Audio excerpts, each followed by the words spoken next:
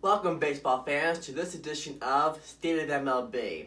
Well, players have reported to their home ballparks for Spring Training 2.0, or they also have been calling this Summer Training, where during the next few weeks, there's going to be virtually no actual exhibition games like we have during the 30-day March Spring Training.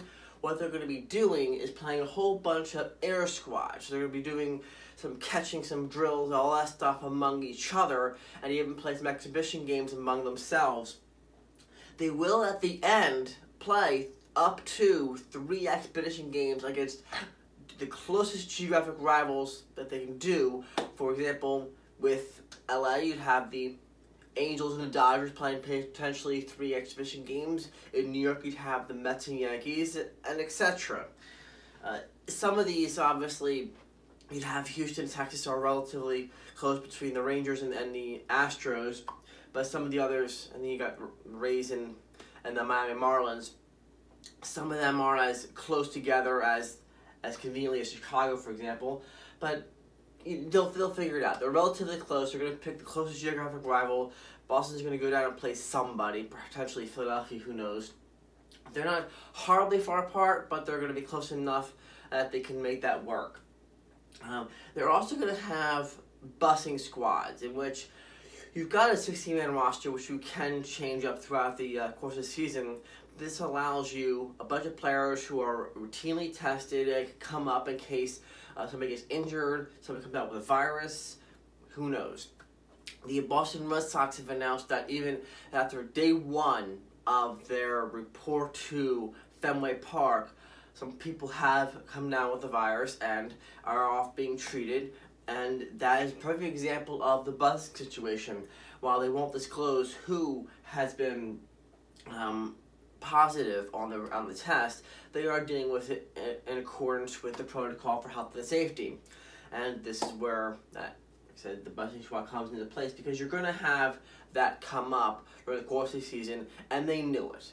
And I'm not entirely surprised to hear it came from day 1, because it's a highly contagious virus. So the important thing is that whether you get it or whether you don't get it, is that you remain healthy and you recover from it. So you can continue living on and enjoying the game that we all love, and the fans can enjoy all the game we love, and most importantly, everybody remains healthy and safe. In regards to that, the players have had the option with the new agreement that there's an opt-out, and 4 players, before even reporting to the spring training facility at the home park, 4 players have opted out. Now, granted, I was really wondering if they were going to be getting full pay, and that would basically be ripping off everybody else's baseball, because it wouldn't be fair for everyone else to have to report and earn their living, while these players opt out. Said, I'm not playing this year because of health and safety concerns, but I'm going to go ahead and get my full salary. That's not actually the case with these 4 individuals. Mike Leake, Ryan Zimmerman, Joe Ross, and Ian Desmond. Mike Leake of Arizona, who they traded for from Seattle. Ryan Zimmerman and Joe Ross from Washington Nationals. And the Colorado Rockies and Ian Desmond have all opted out of this baseball season. They are all elected to not take a full salary, any salary this year's season. So they're basically not working, not getting paid, but they're doing what they feel is in their best interest, and God bless them, do what you gotta do. It is going to potentially set their careers back next year, because they're going to be out of the game for a whole year, but you never know. People, higher quality talent can probably rebound. They're probably all 4 working out and staying in shape for next season, so we'll see how much it actually hurts them. And other changes regarding this shortened season is that because we are starting the end of July, and July is the All-Star game, they're not going to try and force that in, especially considering they're trying to implement social distancing and keeping everybody apart. Having said that, the 2020 All-Star game in Los Angeles has been canceled. Surprise, surprise. In consolation, they're going to give the LA Dodgers the next available All-Star game, given the fact that in 2021, the Atlanta Braves already have that All-Star game. They just gave the Dodgers the next one in 2022. So instead of having All-Star game this year, next year we go to Atlanta, and then we come back, and LA gets to put on their display, and they got 2 years to put something together because they aren't able to do it this year. Having said that, other special events is that the Field of Dreams game that was originally going to be between the Chicago White Sox and the New York Yankees to play in that manufactured field in Iowa, based on that movie Field of Dreams with Kevin Costner. That is still scheduled to take place. They put a tremendous amount of investment in it, and they're going to try and make it happen. But with the divisional geographical rivals for the shortened season, they're going to keep Chicago as one of the teams, but they have to replace the Yankees with a geographical rival that they can safely play, that the Chicago White Sox would have normally played. And vis-a-vis, welcome the St. Louis Cardinals. They will be taking their place with the New York Yankees and be playing the Chicago White Sox in the Iowa field during the one of the season. So I'm glad. It's nice to see that they didn't outright cancel that special game. It's only a one series anyway, and they're going to try and squeeze that in between the White Sox and the Cardinals. The key to this season, because it is such a short season, you've got 60 games versus 162 games.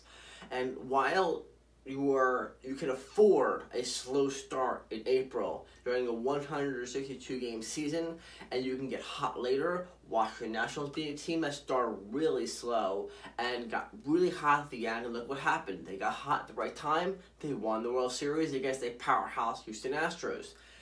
This season, because you're starting at the tail end of the season, if you get started slow, and if you start really rough, and go through 2 weeks of games, 14 games out of 162, you've already played almost a third of your shortened season.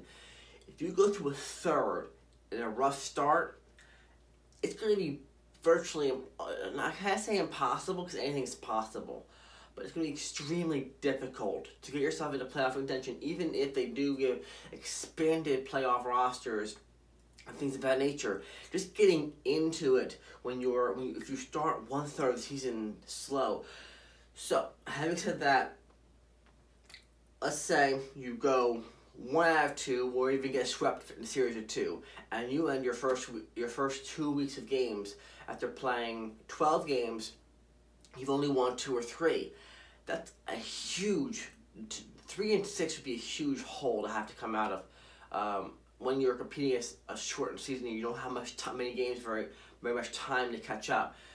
So if you went, 3 and 9, for example, start off your season, or in a 20-game set, 5 and 15, that's a massive hole. I mean, granted, if this was a full season, 6 months, no big deal. It's 10 games you can make up. It's a hole, but that's very, very difficult to catch up on in a short season. So you're gonna.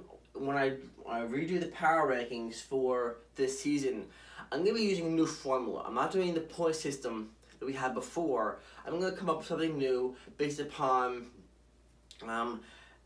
realistically, the power rankings are supposed to be the best team in a given week. So yes, I am going to put a lot of emphasis onto both current win streaks as well as performance overall. What teams got off to a fast start, what teams got off to a hot start towards the middle and the end. I mean, so you're talking about 3 20-game sets. I mean, 60 overall. I'm still formulating the criteria I'm going to be using to evaluate, but I definitely think that how team did that week, that 7-game set, definitely brings in some weight for the power rankings for that season. I'm also working on some criteria to account for previous weeks, given the fact that we only have like 8 or 12 weeks, something like that, to do. There's not a lot of historical information to go on, but every week matters and every game matters, and that should be represented in the power rankings here. And the other thing I didn't like about the power rankings last year was that while I thought the point system was neat, ultimately you had Washington not even breaking the top 10, and they went on to win the World Series. So that told me there was a flaw in the formula, and I'm working on the new formula for this year. So stay tuned for that. I'm looking forward to bringing you those this year. I am debating whether or not to keep them on Sunday mornings, so you don't get the Sunday games in them, or doing them on Monday, for example, when that weekend set is done. Let me know what your thoughts on that.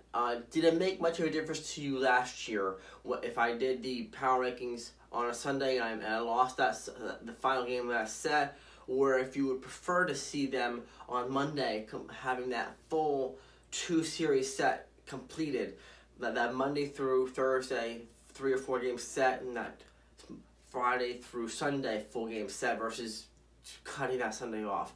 Let me know what your thoughts on that are. I'm leaning towards having that weekend set. I felt that added an element that I didn't have last year, but I want to know your thoughts on this. Please leave your comments in the section below. I'm looking forward to hearing what your thoughts on that are. So, like I said, I'm formulating a new formula and criteria specifically for the shortened season to give weight to the strength of the team. I'm not as so much concerned. I may have an element of run differential in there. I'm still deciding on that.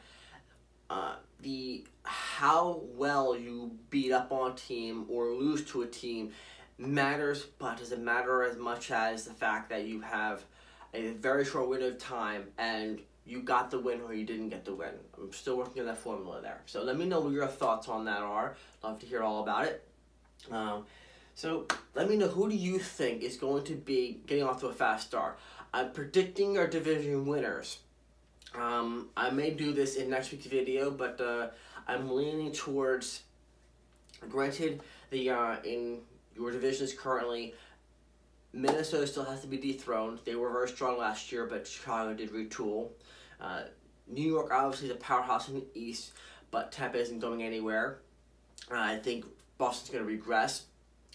You've got in the West, obviously, the Houston Astros, I think are going to regress from last year a little bit, but I don't see anybody else in that division that's going to be I mean, yeah, you have the LA Angels with Joe Madden, with Rendon in there, but they're an average team. I don't think they're at the elite status of Houston. I think Houston's still going to take the division despite everything going on.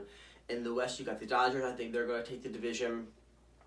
In the Central, tough call. I think that it's still the Cardinals to lose. There have been teams that have improved, granted, but I think it's still the Cardinals to lose.